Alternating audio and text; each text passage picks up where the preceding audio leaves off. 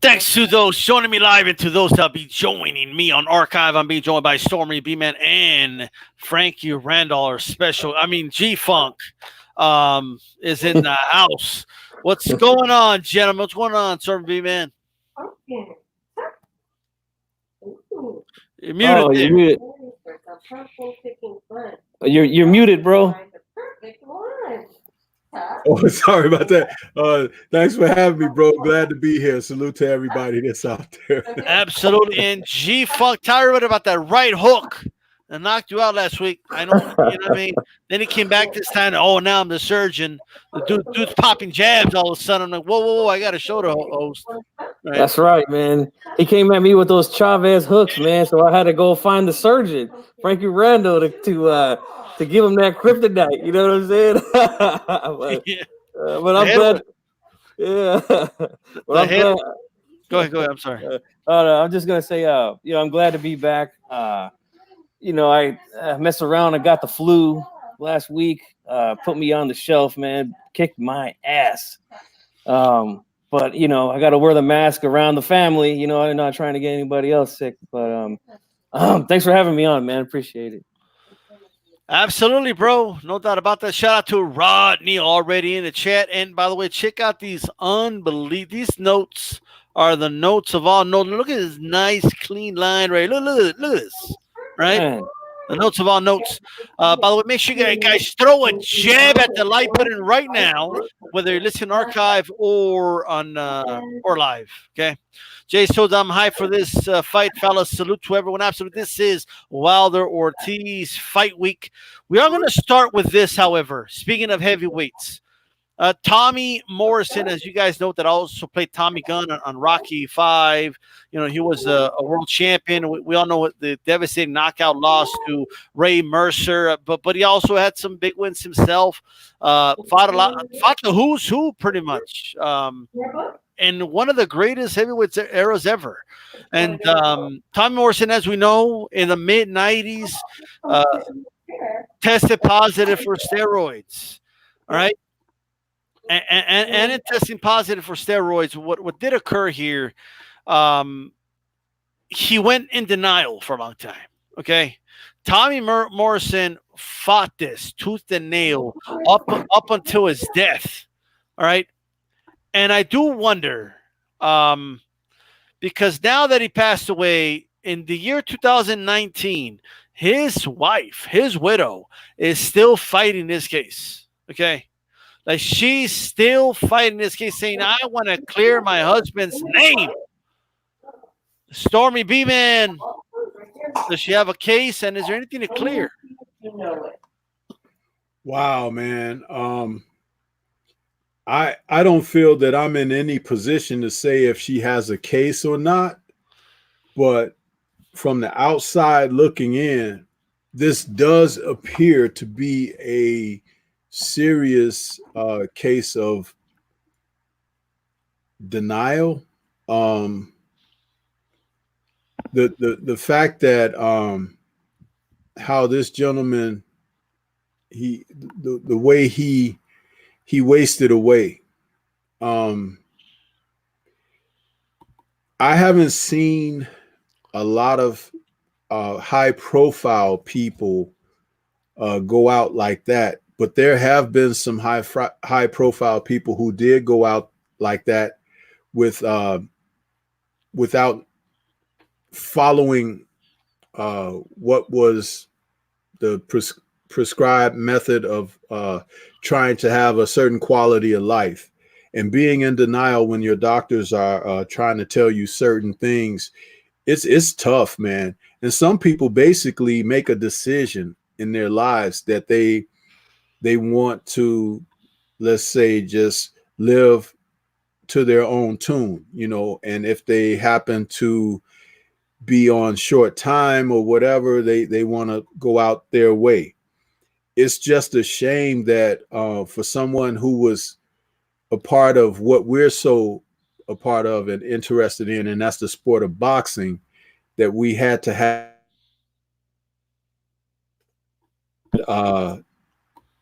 it's it's kind of tough, man. That's really tough. But if his wife, if she's doing that because medically there was misdiagnosis and things like that, that's one thing. But if she's trying to do it to like save face, that's another. And I'm not in a position to judge that at all. But it's tough.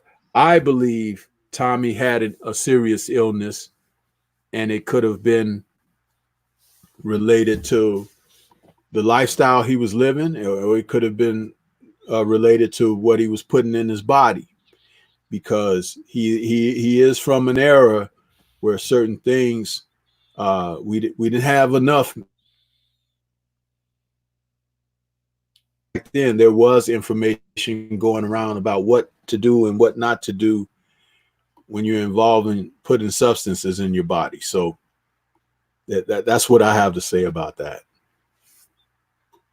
You know, you raised some interesting points, and it is kind of like a difficult kind of thing, because even though he passed a long time ago, she's still the widow of her husband. You know what I mean? And if in her heart she believes she's doing the right thing, it's difficult, man. You know, to criticize it, because she must be going through a lot. You know what I mean?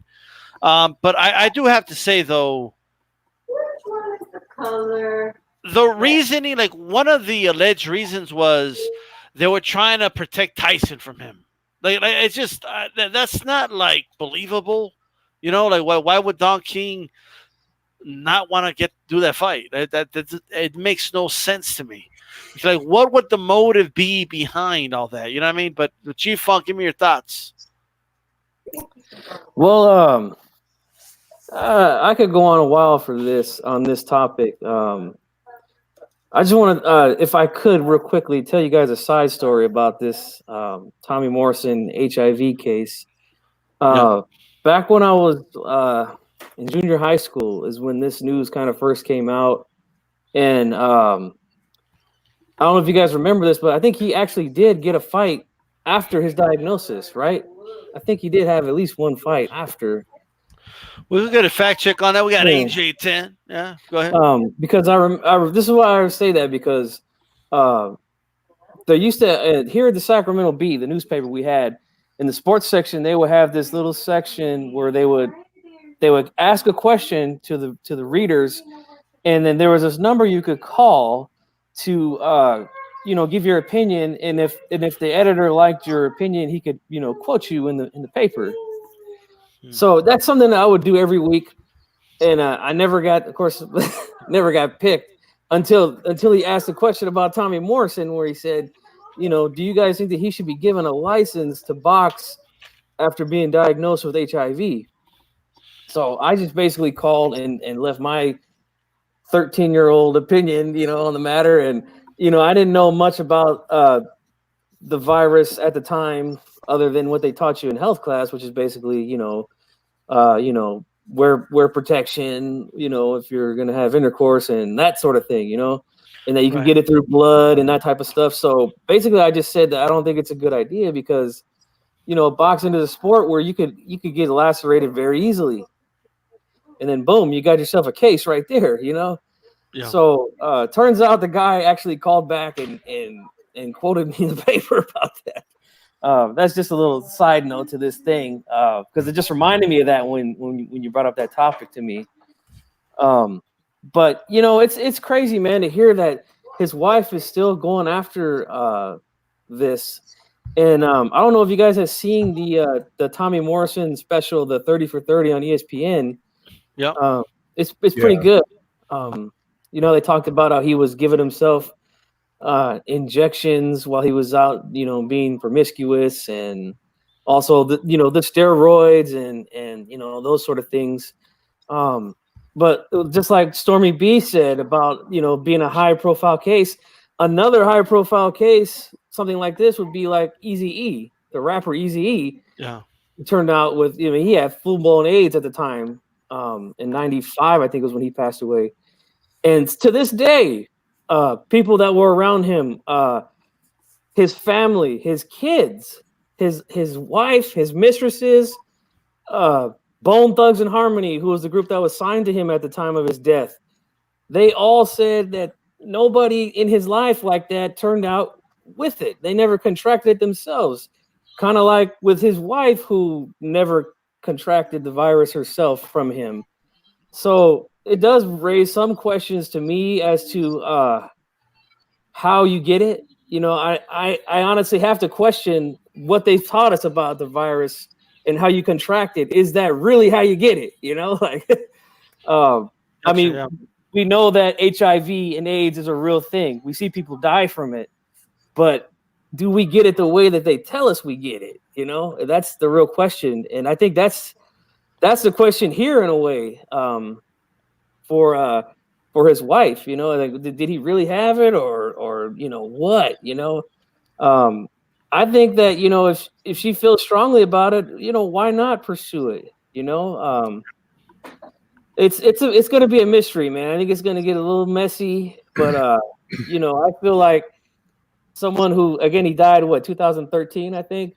So it's been about 6 years now and she's still on it. And I know that Morrison's siblings, I think it was his brother, they were just saying that she's just kind of crazy, you know, but I don't know, man. Maybe there's something to, you know, maybe there's a method to that madness. You know what I'm saying? Here's what I'll say, right? Is there anything like I'm all for asking questions, you know what I mean? But I just feel like she's not going to accept the answer unless the answer is you didn't have it.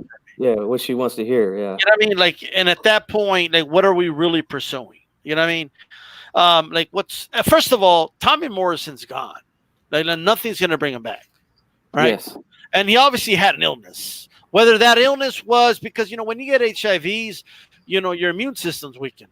So it's easier to get illnesses. You know what I mean? So it's just like my dad wasn't killed by the cancer, right? But the treatments to fight the cancer made him weak. So when he got the heart attack, he wasn't strong enough to survive, right? So when she comes out and she's killed by HIVs, that's not necessarily proof that he didn't have it, you know. And my thing is, instead of bringing all this is doing is bringing this back up. You know, it's just bringing his name next to HIVs back up. Whereas I would rather talk, you know, like most shows would show the pictures, right?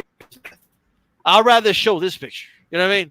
I'd rather remember when this guy was, you know, one of the top 10, you know, best heavyweights on the planet in a very, very good era.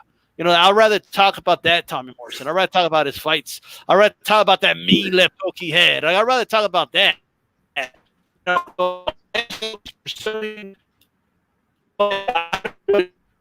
Like there's nothing it could do right now, this moment, that's going to prove otherwise. You know, so it's. I just think it's mute. And I don't want this to be his legacy. You know what I mean? I'd rather his legacy be what the man did in the ring. But I feel it's strange. What I will say about this, though, regarding HIV, right? When HIV first came out, you know, we didn't know a lot about it. Basketball, I mean, okay, but hey, bro, you're breaking up pretty bad, man. We can't really hear you. Yeah, you sounding like R2D2, bro. All right, how does it sound now? Clear. You sound clear now, yeah.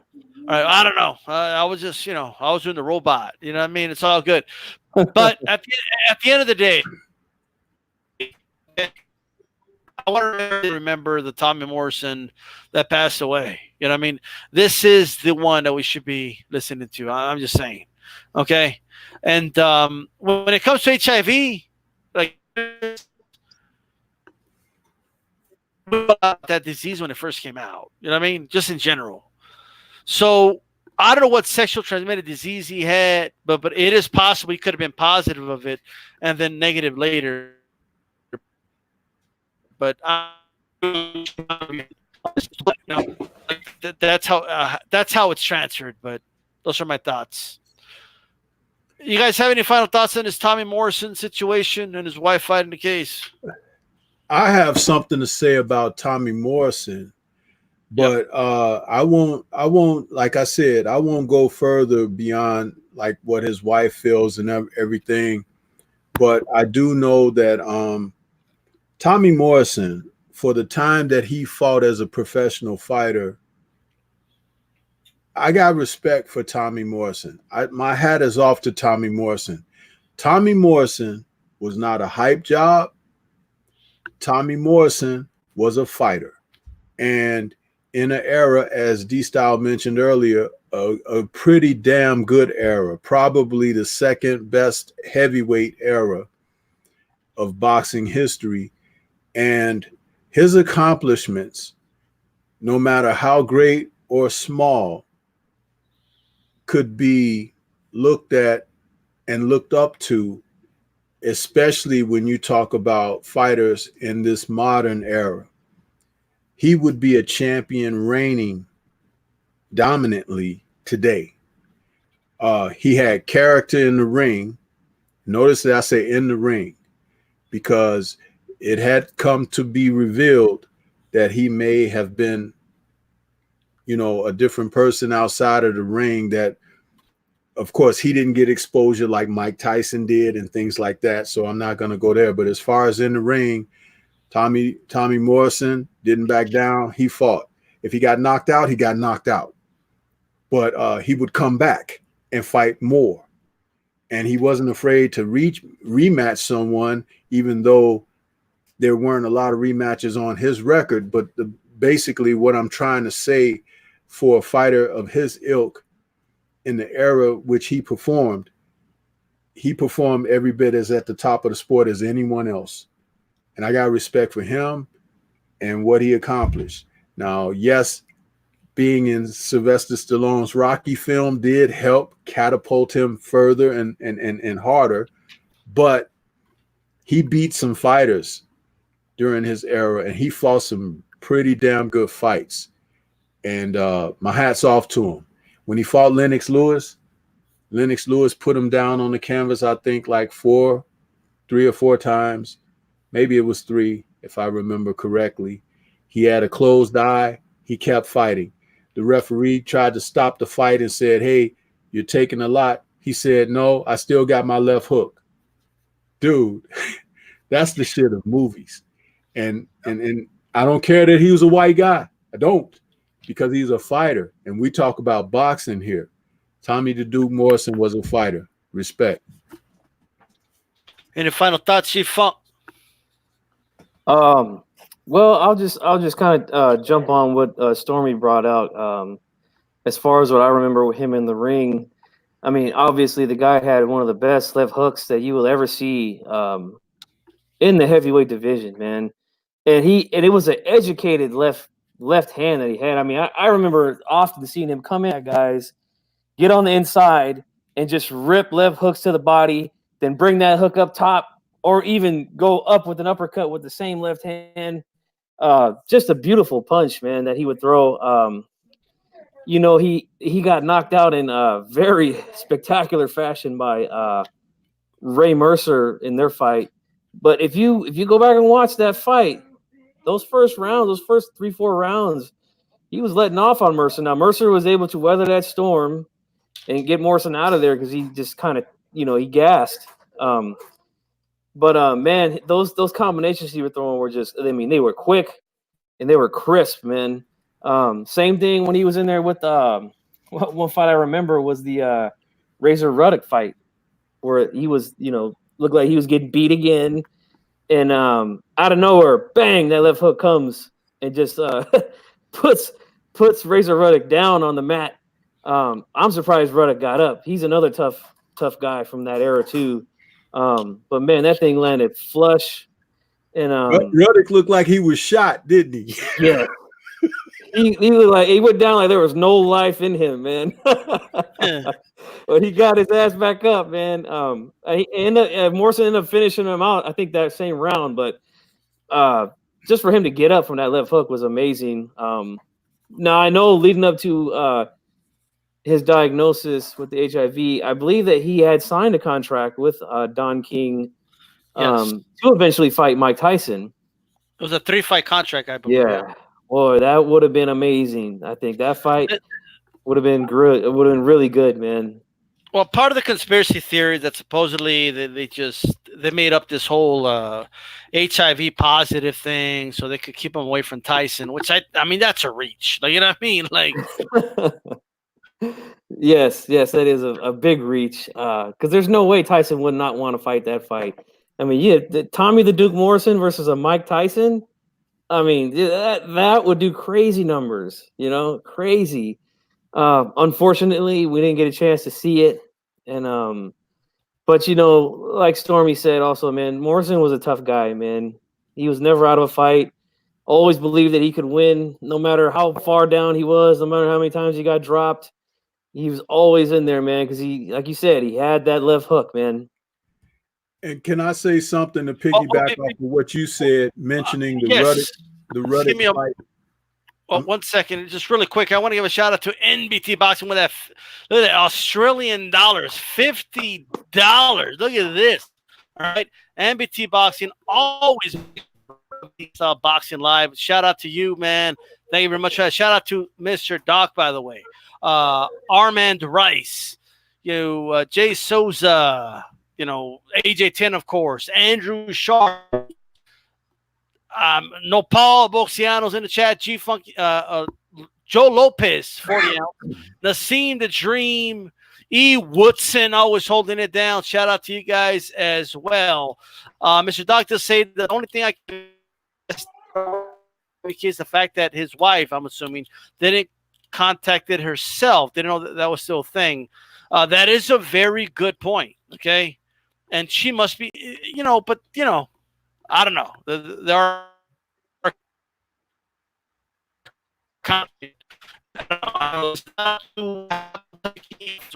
and I'm off camera to help the bandwidth here because I don't know if I'm still cutting off. But there you go. Go ahead, Stormy. No, I said Razor Ruddock, but I wanted to piggyback off of something that G-Funk said about the Ray Mercer fight with Tommy Morrison. When they fought one another, they were on that so-called collision course a lot like Anthony Joshua and Deontay Wilder, with the exception of they fought one another. And one guy had to win, one guy had to lose. And I'm going to tell you something. Anyone that went into that fight, watching the fight, you had detractors that thought that Ray Mercer would lose or win, and the same, vice versa for Tommy Morrison. On that night, Tommy Morrison probably fought the best fight he ever fought, and he got knocked out. But Ray Mercer was a one-of-a-kind fighter who could take a punch like no one else in that era. And I think that anybody else, I don't care if it was Evander Holyfield, Riddick Bowe, it could have been Lennox Lewis, any of those other guys who were known to become champions through that era. Who else did we have? I think I said Lennox Lewis, but Michael Moore, any of those guys, they go out from what Tommy put out that night. He put some hellacious shots on Ray Mercer. Beautiful combinations, man. Dude, it was like Ray Mercer wasn't even in the same zip code, and he was being beat soundly, trounced in that. But he caught Morrison when Morrison got tired and fatigued, and Morrison was one of those fighters that when he got tired, he fell apart.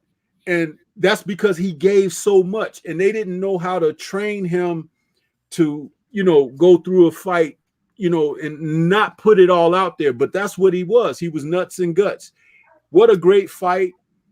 Somebody had to win it. Somebody had to lose it. But I'll tell you something.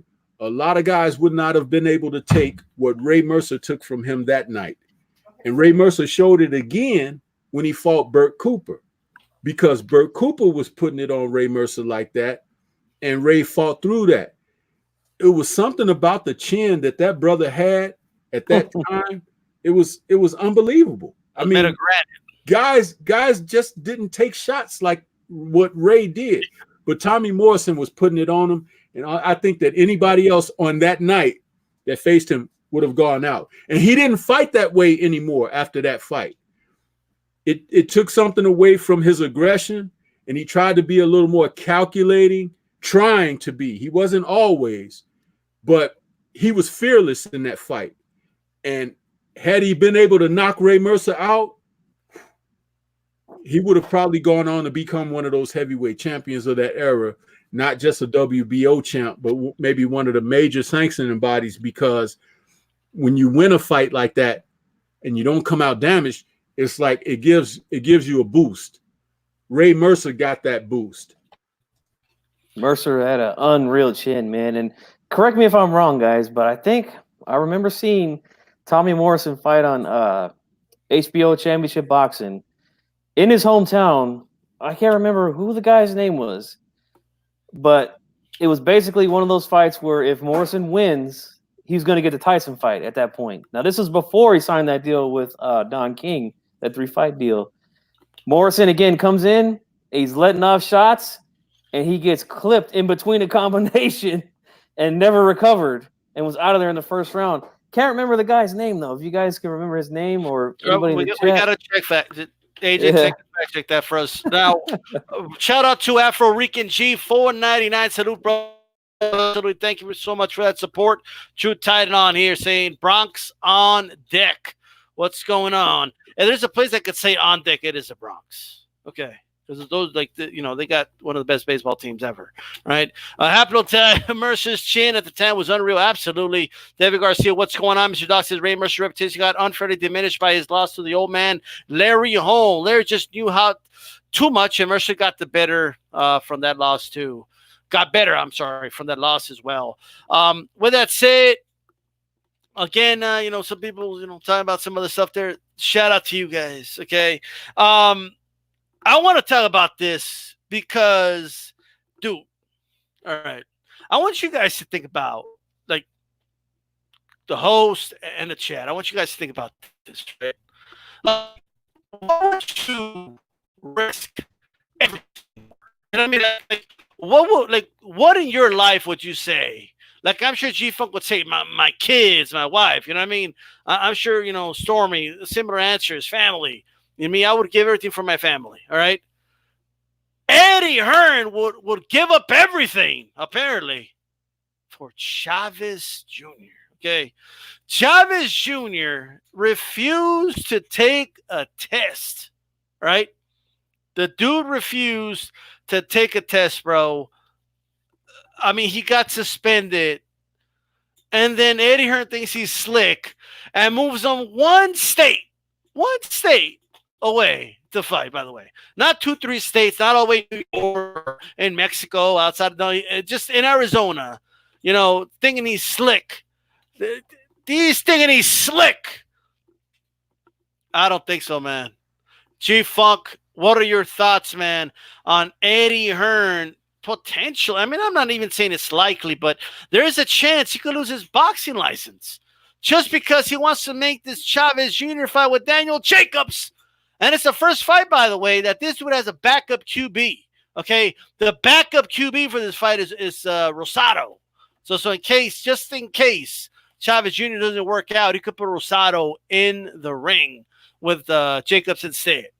So this is the first fighter ever, by the way, that had someone quote unquote on deck. Speaking of on deck, in case the dude you're trying to put in the ring doesn't pan out. Well, what are your thoughts?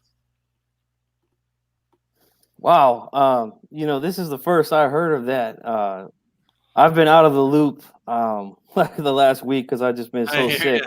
So I haven't really been reading or checking up on anything. But if that's true, Eddie Hearn is one of the dumbest guys ever to risk his boxing license, his promotion license for Chavez Jr. I mean, man, I officially banned Chavez Jr. from my channel. Like, I don't even talk about this guy on my channel no more. That dude is banned from my channel. All right. I've given him, I can't even say I've given him chances because I just put that picture just for you, G-Funk. Oh man, this guy is he is the epitome of a fuck up, and for Eddie Hearn to really risk that, is it really worth that much? This guy here, like, a lot of his fans don't even support him anymore. So, I mean, that is just crazy to hear, man. I can't believe that. And then again, avoiding more drug tests. I mean, how many times do we have to go through this with this kid? You know, how many times? Yeah, I like I said, man, this guy, I don't really have much to say about him anymore because he's banned from my channel. I don't do any Chavez Jr. content. Hey, G-Funk, give the guy a break, G-Funk. He needs a break, bro. Give him a break. But I'm gonna let you finish, but I want to give a shout out to Best Fight the Best. Saying salute to my family. What's going on to Best Fight the Best? If you're not subscribed to Best Fight the Best, make sure you do so. All right. And he says, one more time for my family. Once again, much appreciated. I appreciate the support. All right, go ahead, G-Funk. But yeah, you know, the weight issues with this guy. I mean, how many times has he made a contract to fight someone at a weight and then changed the weight multiple times through the training camp? Like you said, when you seen him fight in El Paso, the guy literally skips out on the test, like just runs right out the ring, straight to the limo. I'm out, guys. Have a good one. You know, like this is dude. Like, remember, like, you ever play a video game and shit's too hard? So you're like, yeah, fuck that. I'm gonna hard mode. Fuck that. I'm gonna go to medium mode, and then it's still too hard. So you go to easy mode. You ever do that? Yes, that's Chavez Jr. That's what Chavez Jr.'s career, bro. All right, I'm gonna fight you at this weight. Just making his weight too hard. And let's move the weight. You know, yes. Shut up. Yes. It's crazy. Stormy, what are your thoughts, bro? Well, man, you hit the nail on the head when you were talking about him moving the goalposts as far as the difficulty level of facing opponents. It's hilarious, man, but that's him in a nutshell. And I just was wondering, like, why did they go into BFTV's graveyard and dig this dude out of there? Because I thought he was finished. Dude, I had banished this dude to the shadow realm. Dude, I thought he was gone. And here they go digging his body up. It's like, let that man be. He was quiet. It was nothing going on. He had been forgotten about and everything. And here they go mixing in the lab, bringing Frankenstein back to life. It's like, dude, it's freaking ridiculous. And as we watch it, it's like they're already telling you they got another opponent on standby. Who the hell does that? It's like you're either going to fight one guy or you're not. But they got a guy standing behind the curtain, ready to come out. Here I am. I'm ready to go. You know what I'm saying? What is this? And this is, again, attached to Eddie Hearn. It's like you could not write this shit for television, man. It's just ridiculous. And yes, Eddie Hearn trying to navigate around what the policies are and everything. They should pull a hook on this guy. He needs to pay for the things that he's done in the sport and how he has negatively impacted the sport. We've seen it since he's brought himself over here on this soil. He ran away from over there where he was scalping tickets and all of that stuff, and the clock ran out on him over there. That's why he came over here, because they probably said, man, get your behind out of here before we throw you in the clink. So here he is over here, and he thought that the game is so wide open, he could come in here.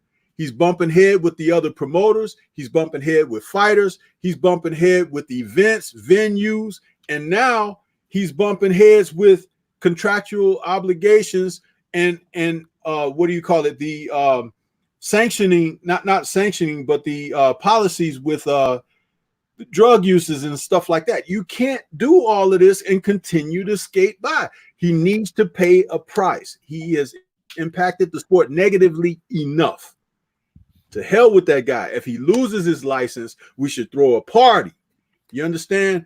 But there's something in this country that they still recognize a little bit of privilege. He may get slaps on the wrist and a kick in the butt. But I've been saying it for a long time. Off with his hit. That guy shouldn't get him out of the sport of boxing. So, sir, tell me he doesn't need a break. Hell no. No breaks. No breaks. Get in the clink right over there. Right next to Bubba. Like, dude's trying to call timeout. He's already asked for 10 of them. There's only 3 in the game, bro. Like, dude's like, timeout. Like, timeout. Like, what do you mean timeout? But go ahead, G-Funk. We should call Eddie Hearn Indiana Jones or the Tomb Raider for digging up old graves and trying to steal money out of them, with Chavez Jr., man. This guy was making money, 8-9 years ago. Now he ain't worth two cents to me, man. I would never pay anything to see this guy fight. And like the fact that they got somebody waiting on deck because just in case this guy does something that is just, man, I don't really have much more to say, man. I'm through with him. Let me tell you, bro, okay? Chavez Jr. cares more about Fruit Loops and cereal than boxing. Why would anyone risk their business on the guy? What that guy? The guy on the screen will risk it all, bro, for Chavez Jr. Okay, 4-4 boxing. What's going on? Joe Lopez, 40 ounce. If anyone is still Chavez Jr. supporter, they should be put in jail. Charles, I think Hearns knows he might be forced out of the game, and we might be seeing him make some more cash out moves in the near future. Interesting. I saw Chavez Jr. at a local bar sing karaoke, Last Dance by Donna Summer. He wants one more chance. Last Dance. En los dance. En los dance. Like that? Is that what he was doing? Yo me llamo el hijo de Chavez. Last dance. The last dance. But anyway, that is that. Let's stop talking about this dude Chavez Jr., bro. I'm tired. I am sick and tired. Like, I'm sick and tired of being sick and tired of talking about this guy. Okay? I'm just saying. And that's right. Ramon Alvarez is greater than Julio Cesar Chavez in 2019. But there you go. No doubt about that. PBC, apparently, they haven't made an official announcement. In fairness, in the interview, the guy just kind of said it in passing, but apparently there's talks about a PBC belt. G-Funk, what are your thoughts? Good or bad or indifferent? What are your thoughts on this? Well, just to keep it short and sweet, man, because like I said, I'm still recovering from that flu bug. My opinion is I'm very consistent with my boxing opinions, man. If they're gonna make up fake titles and fake belts like the WBC, then it's the same. The same goes for them, man. And if they do, shame on them for that, man. You shouldn't follow that bad example of the World Boxing Council making up fake titles. Now, I don't know if they're gonna have the same. I don't even know what the standards are for the franchise title for the WBC, because I just don't care enough about it to even go into detail with it, Right. But if it's anything like that, then shame on them too, man. Shame on them too. They don't need to do that. They don't need to, and neither does the WBC. But we know boxing, and we're the hardcores, man. We know boxing needs a lot of work, man. And this right here is we just added to the list, man. And the list could wrap around my damn house with all these issues, man. They got to stop playing around, man. Stop playing around, and let's get to the real deal shit, man. Once and for all, That's all I really got to say about it, man. If they do, it's going to be the same opinions that I had about the other franchise title, whatever they're going to call it. I don't know what they're going to call it, but it's going to be the same, man. Well, before you go, Stormy, before you go, next, that is, I just want to show everybody once again. Look at these notes, bro. I can't get over these notes.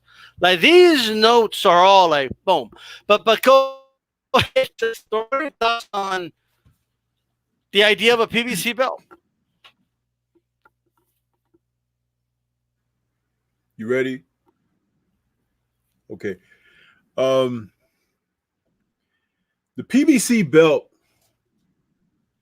is, in my idea, I think it's a good idea.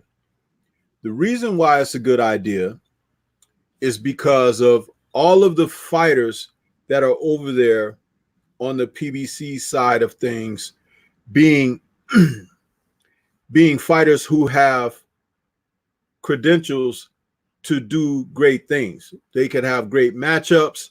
They could have champions who seem to be willing to represent in the sport in the proper way. The other champions and everything seem willing on the other side of things with the sanctioning bodies. Their champions seem willing to take soft touches, take title positioning and rankings and move them around to avoid competition and things like that. And the ambition and the whole idea of the PBC having its own belt or whatever was born out of all of the shenanigans that's taking place. I don't think it's being done to be just another run up against those other titles and sanctioning bodies. I think it's being done to impose something that will give people to look toward. And if it's done the correct way, meaning if fighters can put themselves in a position to win these titles under that banner and take on challenges that may be outside of that banner, they could throw those other titles down and be like, hey, I'm representing like this. But it has to be a collective circumstance, and it also has to have something that is united. It has to be some type of place in boxing. Maybe they ought to also consider starting some type of pension or something to come through with this, and that any fees or regulated monies that are a part of this go toward the fighters, healthcare, stuff like that, because it is unprecedented. If they could do it the correct way, it would put all of the others to shame. And if you could get something up out of the sport like this, look at those champions and pretenders over there on the other side, how they would want to scurry along and get over here. Oh, they got pension, or they got healthcare, or they've got a union. They've got something going on. It's like it's a good idea if it's implicated in the correct manner. I'm just not certain if that is going to be at the end of the day. But then again, you have Al Heyman over there, who has done great advisement with people and their careers and putting them in great positions economically. But it remains to be seen. But I don't think it's a detriment to what's already happening. I think it's a progressive idea, but it has to be implemented the correct way. And these, you could look at the WBC is deciding to create a new belt every damn week, and for different reasons. Sometimes they don't even have the answers to your questions as to the reason why they're doing it. They just, we'll get back to you. But this guy, we want to elevate him to the lavender champion. What the hell is that? Get out of here with that stuff, man. What was wrong with someone being the world champion? And that's that. You get his ass whooped. Too bad, too sad. Go back to the gym, work on your skills, and come back in a rematch and try to get your shit back. Why you gotta create a new avenue for somebody so they don't have to fight somebody tough, so they don't have to pass on legacy, so they don't have to pass the baton of championship and lineage, but they could be elevated somewhere up in the clouds somewhere. In the meantime, you got guys down here on the ground fighting in the ring. And then you want to tell us that this guy is great because he didn't face the guys that's fighting in the ring. Get the hell out of here with that. PBC, come in there and show us something new. Simple as that. If I could say something real quick, I don't want to make it seem like I'm having a knee-jerk reaction to this because, again, I haven't really read up on it or anything because I've been down this week. But that's just from hearing it right now, what I'm saying. It's not an official thing yet. So, I want to wait before I give my real thoughts on it. Wait till it comes out, if it does come out at all, and hear if there's any kind of rules or standards or anything like that to get it. Well, my only reservation. Well, first of all, I know my internet's been kind of weird, but can you guys hear me? Loud and clear right now. All right, cool. I think it works better. Sorry, I don't know why, but I mean, me. Look, here's my thing with this. Okay, if the belt, fighters could fight for the belt, and just by definition, that's an issue. If PBC can monopolize shit the way like the UFC does, then it will work. I just don't see that happening in the foreseeable future. I'm not. Look, boxing does a lot of messed up shit where this is not exactly. Even if it is bad, it's not going to be the worst news of the week or anything like that. Because but reservations about it. I would have to know more details about this and who will be able to fight for this belt. Like it's a sanctioning body should be okay,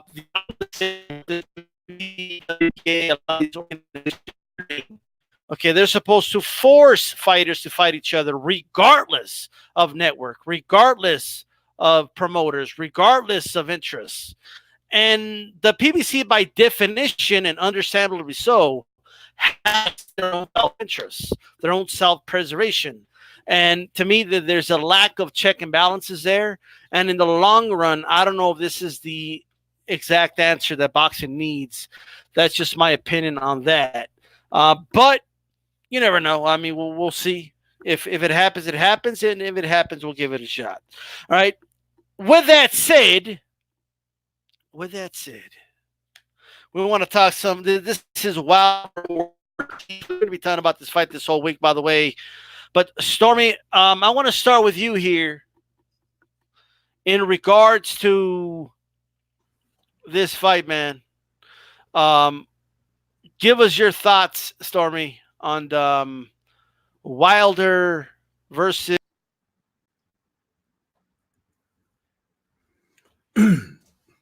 Well, the hottest heavyweight fight in the game right now, the rematch between Deontay the Bronze Bomber Wilder and Luis King Kong Ortiz.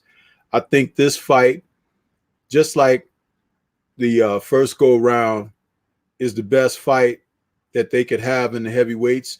I think that the two fighters, the two combatants, are throwbacks to a most recent era.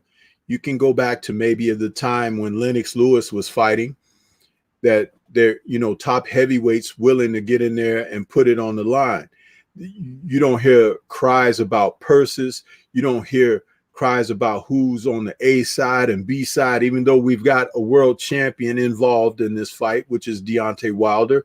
You're not hearing provisions being placed ahead of what's important, and that's the two combatants facing off and giving us what we desire, which is quality matchups.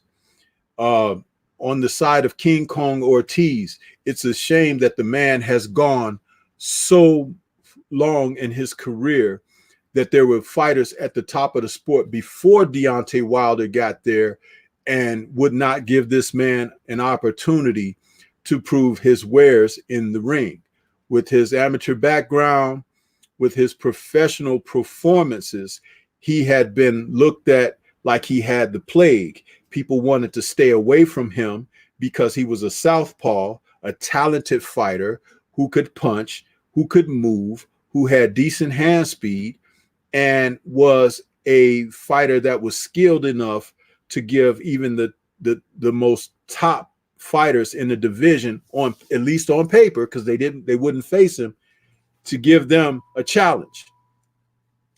I consider what has been done to him criminal. I consider it also similar to what had transpired with Guillermo Rigondeaux, ironically another Cuban fighter. What is it about the Cubans? I know that at one time in the history of boxing, within the past 30 years, that the Cubans were really considered the real professional fighters as far as technique, as far as their ability in boxing, that they were avoided. They were avoided in the Olympics. and they were avoided in the pros.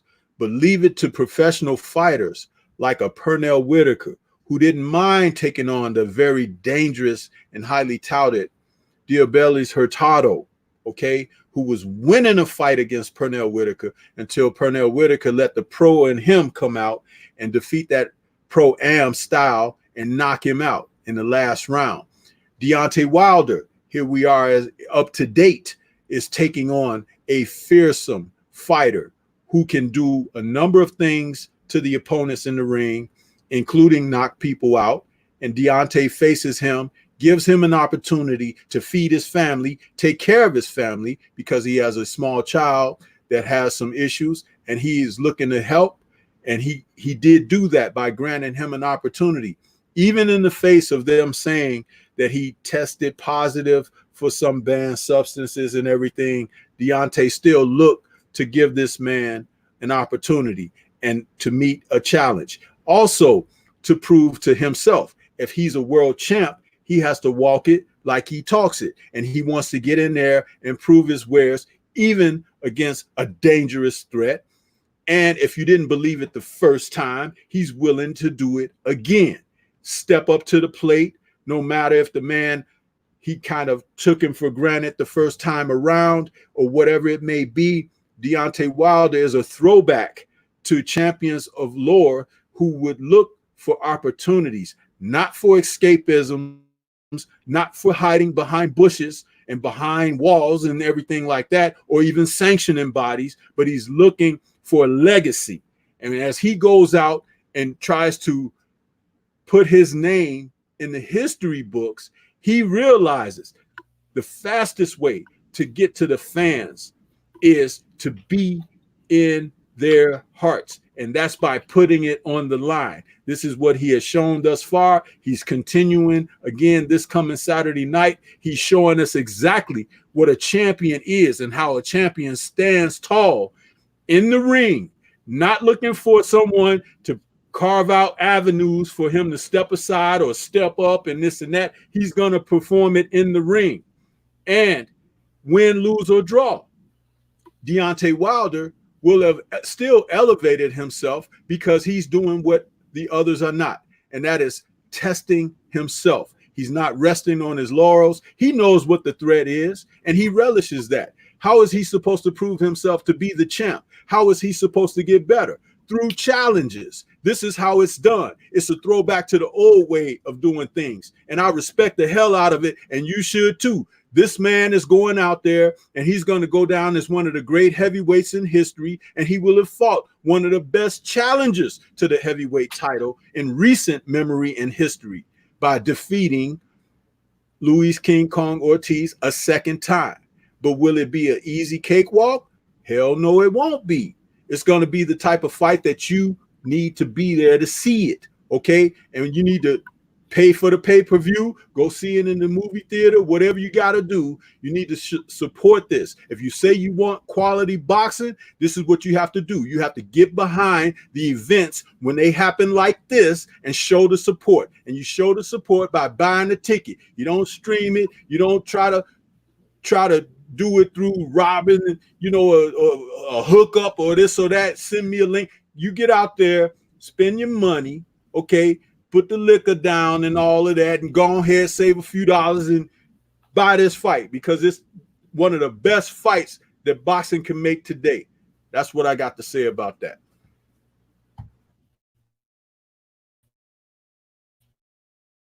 Two numbers gave me 55-45. That's pretty close here. So you think there's a really good chance that King Kong Ortiz can win this fight?